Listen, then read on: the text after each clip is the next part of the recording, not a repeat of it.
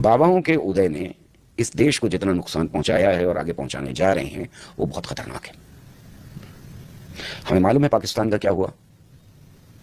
हमारे देश में हमारी किस्मत अच्छी थी, कम से कम हमारी जनरेशन की किस्मत अच्छी थी कि हम साइंटिफिक टेम्पर की डिबेट में हिस्सा ले रहे थे। ये क्यों कह रहा हूं खतरनाक है? इसलिए कह रहा हूं कि अगर रास्ता वही है जो पाकिस्तान में दिखाई दिया हमको, जहां जहां धर्म पॉलिटिक्स का हिस्सा है वहां वहां वही रास्ता है, और अगर रास्ता वही है तो मंजिल भी वही होगी। हम खुशकिस्मत थे कि हमने अपने देश में एक ऐसा पहला प्राइम मिनिस्टर पाया, और मैं समझता हूं कि 3 लोग बहुत ही इंपॉर्टेंट थे उसमें। एक तरफ नेहरू बहुत इंपॉर्टेंट थे, दूसरी तरफ बाबा साहब अंबेडकर बहुत इंपॉर्टेंट थे, और तीसरी तरफ मौलाना आजाद बहुत इंपॉर्टेंट थे, जो हमारे पहले एजुकेशन मिनिस्टर थे।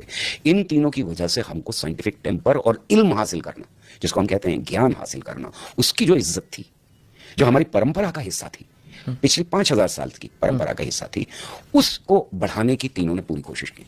और हमारी जनरेशन में ये डिस्कशन हुआ कि नए तरीके क्या हैं ज्ञान हासिल करने के, जिसको नेहरू ने साइंटिफिक टेम्पर का नाम दिया। वैसे ही नहीं दिया। Nehru was a political person, he was not a scientist.